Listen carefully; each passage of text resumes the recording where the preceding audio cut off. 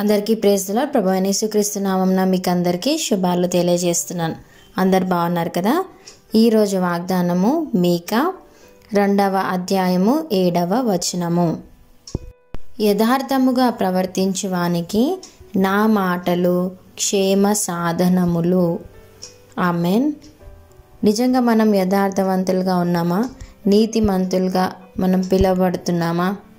దేవుని ఎదుట విశ్వాసులం అని చెప్పి మనం సంఘంలో పిలువబడుతున్నాం. కానీ దేవుని ఎదుట మనము నీతిమంతులుగా ఉన్నామా? యథార్థవంతులుగా ఉన్నామా? ఎందుకంటే యథార్థవంతునికి కలుగు మేలులు ఎంతో గొప్పవంట.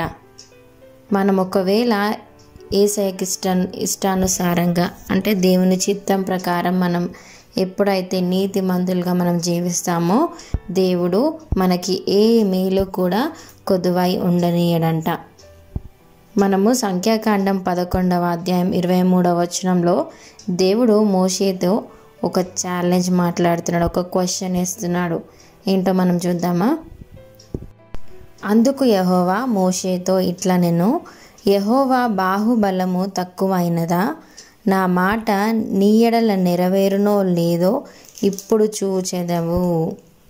నిజమే కదా, ఆయన ఇశ్రాయేలుని మోషే నడిపిస్తూ వస్తా అన్నప్పుడు వాళ్ళు మాంసం కావాలని, అది కావాలని, ఇది కావాలని చాలా సన్నుక్కుంటూ వచ్చారు కదా. వాళ్ళు ఐగుప్తులో తిన్నవి అన్నీ కూడా జ్ఞాపకం చేసుకుంటూ దేవుని మీద సన్నుక్కుంటూ వచ్చారు. సో ఆ రీతిగా మోషే దేవుని దగ్గర ప్రార్థన చేస్తున్నప్పుడు దేవుడు అక్కడ ఛాలెంజ్ చేస్తాడనమాట, క్వశ్చన్ వేస్తున్నాడు. ఏంటంటే, నా బాహుబలం ఏమైనా తక్కువైందా మోషే?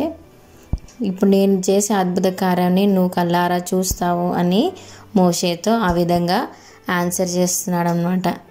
నిజంగా, ఎందుకంటే మోషే నీతిమంతుడుగా ఉన్నాడు కాబట్టి అంత స్పష్టంగా ఒక ఫ్రెండ్లీ నేచర్గా దేవుడు మోషేతో మాట్లాడగలిగినాడు.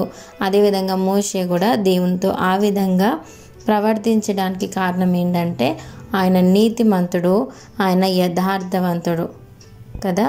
అదే రీతిగా మనం సామెతల్లో తెలుసుకున్నట్టుగా యథార్థవంతునికి యెహోవా ఏర్పాటు ఆశ్రయదుర్గం అంట.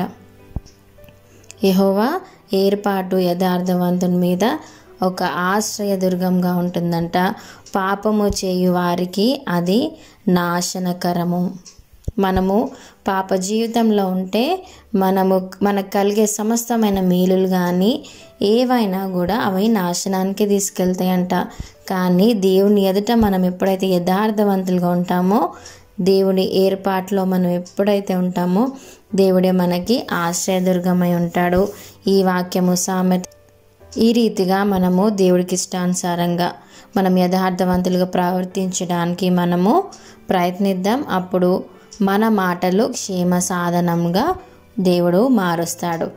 ఈ వాగ్దానాన్ని మనం క్లెయిమ్ చేసుకొని వాగ్దానం కోసం ప్రార్థన చేద్దాం. చిన్న వాగ్దానాన్ని దేవుడు దీవించి ఆశీర్వదించునుగాక. మీకు ఎవరికైనా ప్రేయర్ రిక్వెస్ట్ ఉంటే దయచేసి కామెంట్స్లో మెన్షన్ చేయండి. Thank you. God bless you.